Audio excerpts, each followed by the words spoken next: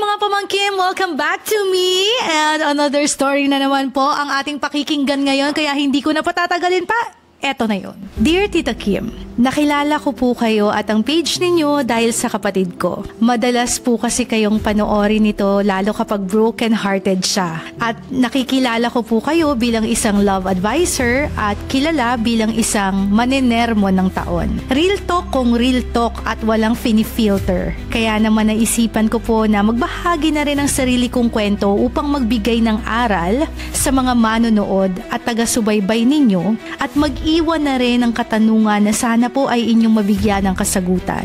Tita Kim, itago nyo na lang po ako sa pangalang Alex. Hindi ko po totoong pangalan. 32 years old, may asawa, and 5 years na po kaming kasal ngunit wala pa pong anak. Masasabi ko po na kilala ang pamilya namin. At kilala po ako bilang isang anak ng politiko sa lugar namin. Bukod po roon ay kilala rin ako bilang isang manlalaro. Hindi ko po alam kung saan at paano ko uumpisahan ang kwento ko. Ngunit sa pagkakatanda ko ay nagsimula ang lahat sa isang pagkakamali na naulit ng naulit hanggang sa hindi ko na po mabilang kung ilang beses ko nang nagawa. 3 taon na po akong kasal sa asawa ko nung makilala ko si Rain. Hindi niya totoong pangalan. Na-meet ko siya sa isang bar noong gabi na naglasing ako dahil nag-away kami ng misis ko. Maganda si Rain. Matangkad, maputi, sexy, napakabait. At yung pinaka nagustuhan ko sa kanya ay yung katangian niyang napakamaalaga. Sumakto kasi na naghihintay siya sa mga kasamahan niya noon habang ako naman ay solo noong gabi na iyon. Nag-offer ako ng drink sa kanya habang naghihintay siya sa mga kaibigan niya. At mabilis na nagkapalagayan kami ng loob hanggang sa nag-exchange kami ng number. Sinabi ko rin sa kanya na may asawa na ako. Alam kong kahit hindi ko sabihin malalaman niya rin yun dahil panay ang tingin niya sa kamay kong merong suot na singsing. Siguro dahil sa dami na rin nung nainom ko noong gabing yon bago pa man siya dumating sa bar ay tila ba nahilo ako. Inalalayan niya akong maupo noon. Pinainom ng tubig at minake sure niya na may kasama ako. Hindi siya umalis sa tabi ko kahit anong mangyari hanggang sa nagulat na lang ako, hinahatid na niya ako sa sasakyan ko. Hindi ko rin alam kung anong pumasok sa isipan ko noon, Tita Kim. Paalis na sana siya noon nung hinapit ko siya sa bewang papalapit sa akin at agad na siniil ng halik ang kanyang labi. Hindi naman siya nagprotesta, kaya para sa akin ay okay lang sa kanya at pumapayag siya. Hanggang sa namalayan ko na lang, parehas na kaming walang saplot at may nangyari sa amin sa loob ng sasakyan.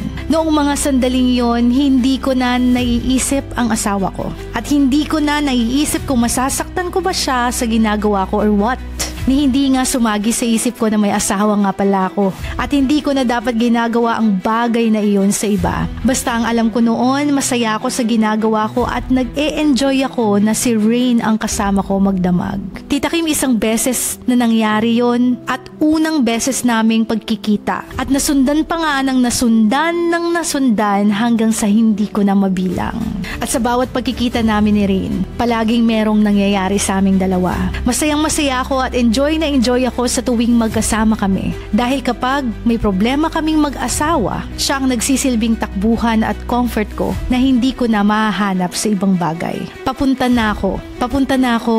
Huwag ka nang malungkot, magiging maayos rin kayo. Iyan ang palagi niyang linyahan sa tuwing kami ay hindi okay ng misis ko at habang pinaliligaya niya ako. Akala ko nung una fubo lang kami o fuck buddy. Ngunit habang tumatagal, Tita Kim, nararamdaman ko na yung lust na meron ako para sa kanya. Yung tawag ng laman ay napupunta na sa pagmamahal.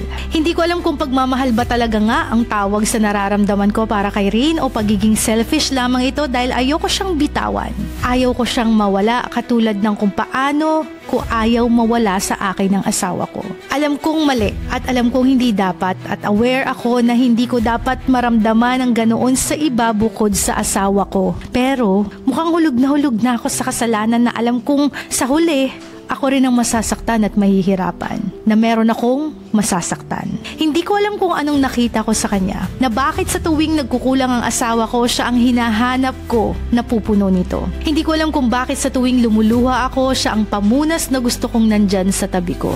Na sa tuwing lumalamig ang gabi, ang init ng yakap niya ang gusto kong bumalot sa magdamag ko. At sa tuwing may mga bagay akong hindi makuha mula sa asawa ko, siya ang nagbibigay at pumupuno ng lahat ng ito. At hindi siya nag-aalinlangan na ibigay yon ng buo kahit na wala nang natitira para sa kanya. At kahit na alam niyang nakatali na ako sa iba at hindi ko maibibigay ng buo ang pagmamahal na deserve niya. At kahit na alam niyang kapag hinahalikan ko siya, hindi naman talaga siya ang nasa isipan ko, kundi ang asawa ko. Nandyan pa rin siya at hinahayaan ko rin na mangyari ang lahat ng ito.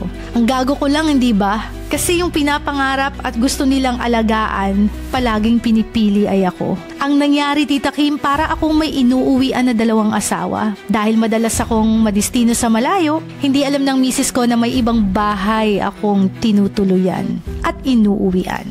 At iyon ay si Rain. Hindi ko dapat siya tinatawagan sa tuwing may problema kami ng asawa ko, ngunit pangalan niya at numero ng telepono ang palaging isinusulat ng mga daliri ko, na para bang kabisado na ng mga ito sa tuwing magulo kami ng taong mahal ko. Alam kong hindi ko dapat ginagawa ito sa kanya, pero sa tuwing nalulungkot ako, siya lang ang tanging nagpapangiti sa labi ko. Kahit na alam ko sa sarili kong mas masaya pa rin ako kapag ang taong mahal ko ang nasa tabi ko. Hindi ko man siya mabigyan ng malaking lugar sa puso ko o maibigay man ito ng buo sa kanya. Palagi kong sinasabi na isa pa rin siyang malaking parte ng buhay ko, na siyang palagi kong hahanapin at lilingunin sa tuwing naliligaw ako. Siya ang nagsisilbi kong kumpas sa tuwing naliligaw at nawawala ako sa relasyon na hindi ko mabuo-buo. Siya ang nagsisilbing panagpi sa tuwing nawawasak ako. At ang siyang nakakapitan at kakampi ko sa tuwing pinipitpit ako ng mundo. Siya, si Rain, na hindi ko mabigyan ng sapat at buo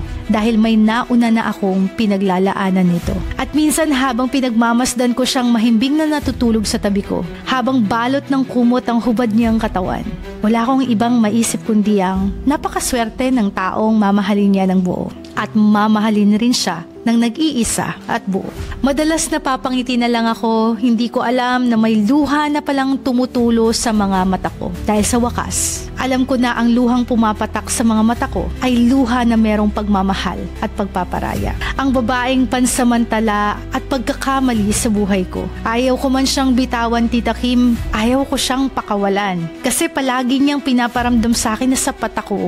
Pero alam ko rin na hindi na talaga tama. Kahit palagi niyang pinapakita na hindi man ako perpekto, pero kaya kong maitama ang mga pagkakamali ko. Kahit palagi niyang pinapakita na hindi man ako perpekto, kaya ko pa rin maitama ang mga pagkakamali ko. Oo, maraming ang tama sa mga video na binabahagi mo, Tita Kim, na ang pagkakamali at pagbabago ay nagsisimulang itama sa ating mga sarili. Kaya naisipan kong itama na ang mga pagkakamaling iyon at sisimulan ko sa pagbitaw sa kanya. Kay Rain, binitawan ko na siya. Dahil hindi habang buhay ay pagkakamali lamang siya. Isa siyang tamang tao. At sa tamang tao rin na totoong nakalaan para sa kanya. At ako, aaralin ko ng harapin ng bukas na hindi na siya kailangang guluhin pa. Paalam. Iyon ang huling ibinulong ko sa tenga niya noong huling beses na nahagkan ko siya. Matagpuan niya sana ang tao na hihigitan pa ang pagmamahal na kaya niyang maibigay sa isang maling tao na tulad ko.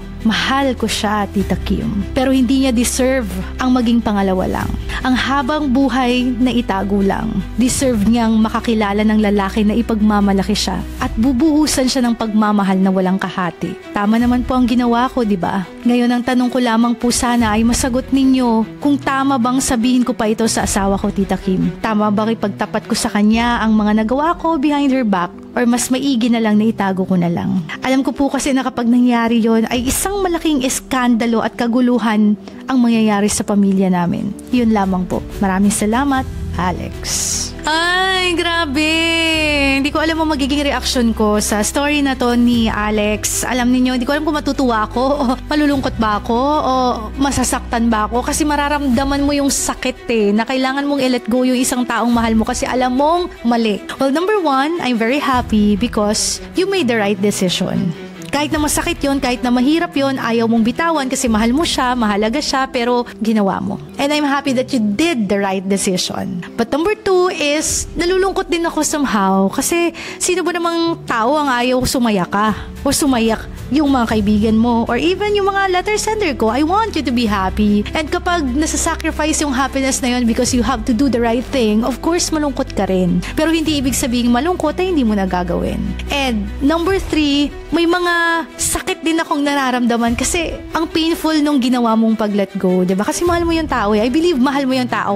Paano ko nasasabi na mahal mo yung tao? Kasi hindi mo magagawang i-let go at bitawan yung tao na yan kung hindi mo talaga siya mahal. Lagi mo nga sinasabi, deserve ng taong yun mapunta sa tamang tao kasi tama siya magmahal at hindi mo kayang ibigay ng buo yung pagmamahal na yun kasi lagi siyang may kahate because number 2 lang siya. Hindi yun iisipin ng isang taong hindi totoong nagmamahal. In fact, if you are a selfish guy, you will just keep that secret to yourself. Wala namang bunyagan na nangyayari. Hindi ka naman nahuhuli, di ba? Pwede namang ipagpatuloy mo lang yan pero hindi mo pinagpatuloy. Ang ginawa mo, tinama mo. Tinama mo hindi dahil natatakot ka, kundi tinama mo kasi you're strong enough na i-admit sa sarili mo na mahal mo yung pamilya mo at mahal mo rin yung taong to that you can take at hindi mo kayang lunukin na kalahati lang ang nabibigay mo sa kanya. So I can really feel it and I can say na mahal mo talaga itong babaeng ito, si Rin. But you made the right decision na bitawan siya. And kung tinatanong mo sa akin ngayon, Tita Kim, tama ba na sabihin ko pa sa asawa ko yung nangyari, nag-let go na nga ako dun sa naging kalampungan ko. Alam mo, parang ang hirap din, no? Kasi tapos na Parang tapos na. Ayaw mo na magkaroon ng pagkakagulo sa family ninyo. Though I also believe that there should be honesty and transparency in a relationship, but I also believe in proper timing. Hindi natin kailangan ipilit sabihin yung mga bagay sa maling panahon. Kasi kapag mali yung panahon, mali yung timing, mali yung nagiging pagtanggap ng taong mahal natin. So yes, you have to say it. You have to tell it. You have to be transparent. You have to be honest because she is your wife. Ang pangit naman na mamamatay na lang kayo with that big secret na hindi mo man lang nasabi sa kanya. But I also believe in the proper timing. Take your time. Kasi may tamang panahon para sabihin yan. Yung panahon na mauunawaan ka niya at yung panahon na maiintindihan ka niya. So thank you so much for sending your letter, Alex. I love your letter. Talagang na-feel ko talaga yun ng bonggang-bongga. Maraming salamat. Sana kung nakarelate man kayo, ay gawin nyo rin yung tama. Letting go isn't really easy. But letting go is the only way when you are already destroying your family. Especially the people that love you no matter what. So maraming salamat for listening and see you on our next episodes. Laging tandaan, ikaw ay mahalaga at ikaw ay kamahal-mahal. Bye!